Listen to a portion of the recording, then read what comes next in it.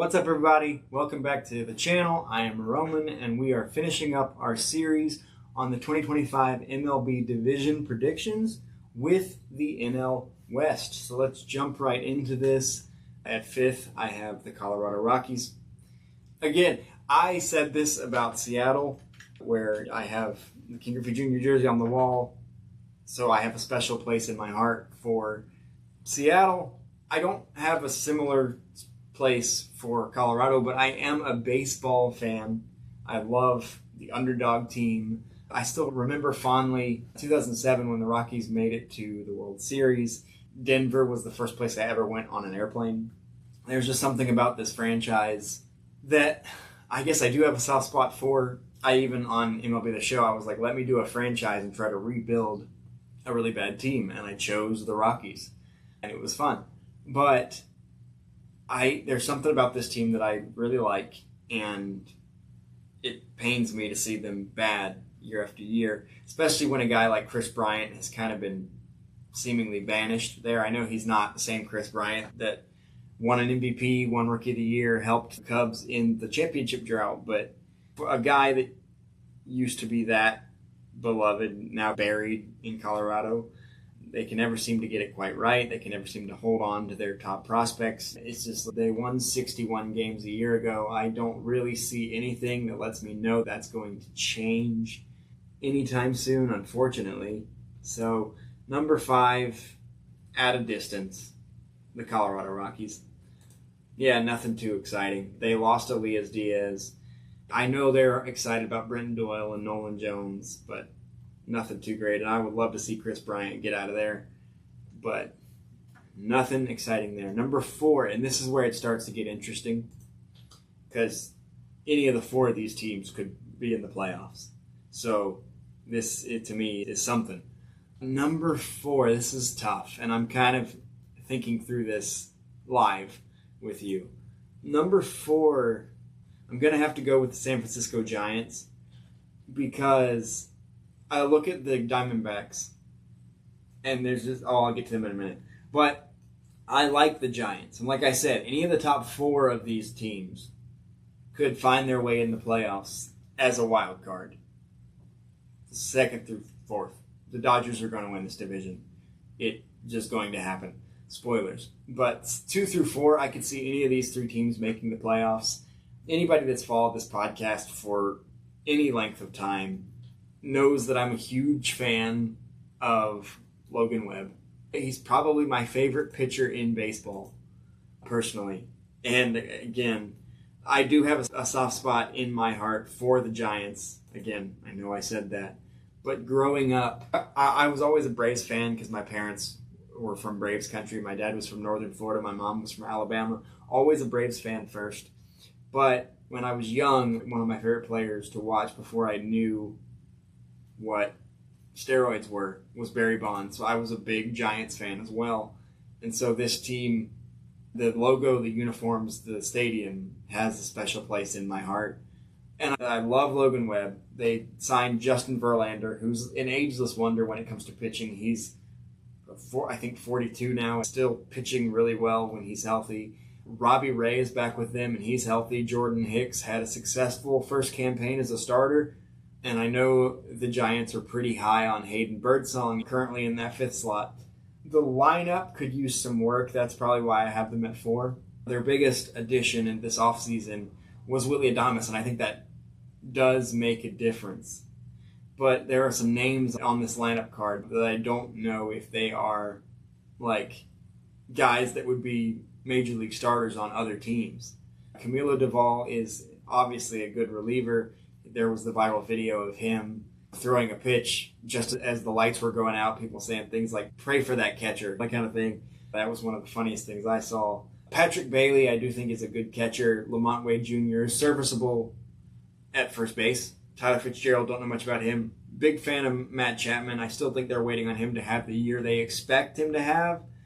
And then obviously Willy Adames, Elio Ramos, Jung-Hoo Lee, don't know much about him. I know they're high on him. Mike Yastrzemski is obviously really good, but there are a ton of holes in this lineup. So, I'm sorry, I just read out the whole lineup card. But again, live processing. Mike Yastrzemski is probably the best hitter in this lineup. And I just think there's still too many holes in this offense for me to get too excited about this, especially when you lose a guy like Blake Snell in that rotation. I don't know why he's not on this list, that the Giants are high on Kyle Harrison. I don't know the story with him, but I know last year the Giants were high on Kyle Harrison. I know he struggled a bit in the spring, which is why he's probably not currently listed in their rotation as far as the depth chart is concerned, but that provides more depth in the rotation if they need it. And the Giants also have just one top prospect in the top 100, but I believe they're pretty high on him, Bryce Eldridge. He's a 6'7", 223 first baseman. He's in AAA. He is expected in 2026, but if things go well in the minors, I think this lineup could use him this season, especially if they're going to compete in this division, which is going to be very competitive. And maybe I'm being too optimistic in assuming that they'll even have a chance to compete in 2025. But if they're going to compete, they've got to make a move on offense. This offense isn't going to get it done. Much like the Astros and Mariners in the AL West, the Giants are going to need a bat if they're going to try to compete in this top-loaded NL West. Number 3 for me in this division, I already mentioned him, said I would get to him, the Arizona Diamondbacks. Pretty much the same team that finished the year last year just a game or two away from making the playoffs, a year in which they were removed from the World Series. I don't see why they couldn't set their sights on that again.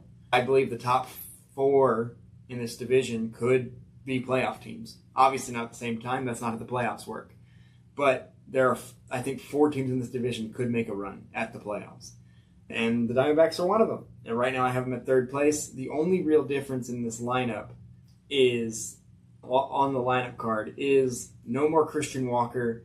They've instead replaced him by bringing in Josh Naylor. What is a huge loss for the Cleveland Guardians is a significant gain for the Diamondbacks. I don't think he's quite as good as Christian Walker, but it's close enough that I don't know that they'll miss Christian Walker too much.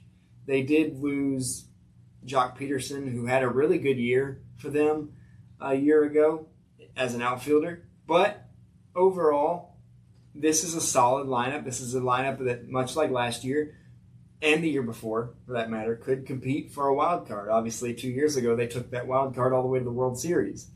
But I think this lineup could make noise. The pitching staff, as good as it has been, except for the huge addition of signing Corbin Burns at the top, now making Zach Gallen a number 2. That's a really good 1-2. And then 3, 4, 5, you have Merrill Kelly, Eduardo Rodriguez, and Brandon Pfaadt. Again, I said this about a couple rotations. This is a really good 1 through 5. This is a 1 through 5 that rivals Seattle and a couple other teams. So I don't see any reason why Arizona could not compete for a wild card spot. Number 2 in this division, always the younger brother, it seems, the San Diego Padres. You get a rotation that includes Dylan Cease, Michael King, Yu Darvish, Nick Pivetta, and Randy Vasquez. Now, Yu Darvish will not be ready for the start of the season. He had elbow inflammation. Anytime you hear the word elbow with a pitcher, you get a bit nervous. You start sweating a little bit. But right now, it's just inflammation. He won't be ready for the start of the season. There's no timetable, but hopefully it's not too serious for a San Diego Padres team that always seems to be looking up at the Dodgers. I think they will be looking up at them again, but I think they'll be a playoff team. They, in my opinion, upgraded the catcher position by getting Elias Diaz from the Rockies. They have another season of Jake Cronenworth, had a great year a year ago. Xander Bogaerts, hopefully he's healthy and he has a good season. They brought in Jason Hayward. They have the second season for rookie standout Jackson Merrill. Hopefully he takes a step forward. Fernando Tatis Jr. is back in the outfield. A solid lineup as ever for the San Diego Padres. I don't see problems here. I don't see issue with this lineup. Again, unfortunately for them, the Dodgers are just that good. I fully expect this Padres team to be one of those teams that makes the playoffs. I said that 2 through 4 could easily make the playoffs. I think the Padres absolutely will. I think Arizona and San Francisco could. I think San Diego will. Dylan Cease is still there. I think if San Diego plays well, he'll remain there. But his name has been thrown out in trade conversations, regardless of San Diego trying to win. So we'll see how that shakes out. And as far as reinforcements are concerned, they don't have anything immediate. Obviously, they're really high on their catching prospect, Ethan Salas, who is 33 in the top 100, but he's in high A. He's not expected till 2027. So they don't expect them to have any reinforcements from their top prospects. But this team on paper, on the field right now, is about as good as you can ask for in a division as tough as the NL West. So I'm not mad about it. I expect the Padres to be in the playoffs. And now, number one, the least surprising of all, I'm as tired of saying it as anybody outside of Los Angeles. Number one in the NL West, and probably number one in Major League Baseball, the Los Angeles Dodgers. What is there to be said about this team that hasn't already been said? The Dodgers are the Dodgers. Shohei Ohtani is expected to make his return to the mound at some point this season. It doesn't sound like he's going to start the season on the mound. I think he did back up his rehab for pitching. I think he liked focusing on hitting a year ago. So I expect him to continue to do that. And then you bring back all the guys. This rotation is disgusting. It's disgusting. Forget what I said about Arizona and Seattle. They do have great 1 through 5s, but there's no better 1 through 5 in baseball. Yoshinobu Yamamoto, Shohei Ohtani whenever he decides to pitch again, Blake Snell, Tyler Glasnow, Roki Sasaki looks pretty good in his first appearance. That's your rotation. Show me the weakness if all these guys are healthy. Obviously, the weakness, I think, at the top would be Roki Sasaki as he gets used to playing in America. Obviously, his first start came in Japan, so he has not even yet had a start in America. So he's obviously your weak spot as he gets acclimated, but I don't think that'll be weak for long. They added Tanner Scott to an already solid bullpen. He's their closer. Again, one of the most highly sought-after bullpen arms this offseason. Of course, he ends up with the Dodgers. And then all the guys on the lineup card. Will Smith, Freddie Freeman, Tommy Edman, Max Muncy, Mookie Betts. They added Michael Conforto. They brought back home run derby champ Teoscar Hernandez. And, of course, Shohei Ohtani with the bat. I don't see how he could possibly top what he did a year ago, but he's Shohei Ohtani. He finds ways to do it. He just does. So as boring as it is to me to say that number one in the NL West is the Dodgers and probably number one in Major League Baseball is the Dodgers, that's where we find ourselves. So 5-1 in the NL West, Rockies, Giants, Diamondbacks, Padres, Dodgers. And as I said, for the Giants, it's not that I expect them to be bad. I think they could compete. Their pitching looks good. They do have some holes in their lineup, but they're a scrappy bunch. And I think if they can make a trade or two, if they can do some stuff, if Bryce Eldridge has a good start to his year, maybe we see him 6-7, and he's 20 years old. That could be something special. Maybe I'm too optimistic. Maybe I'm a year early. But I think there are 4 teams in this division that could make a play at a playoff spot.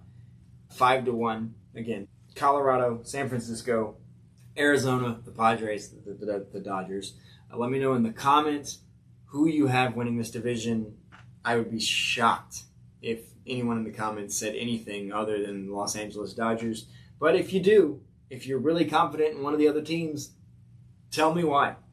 And until opening day, which is just a few days away, this has been my series on my 2025 MLB division predictions. I am Roman Gennaro. This is Empire Sports Talk. Don't forget to like and subscribe for more content, and I'll see you on the next video.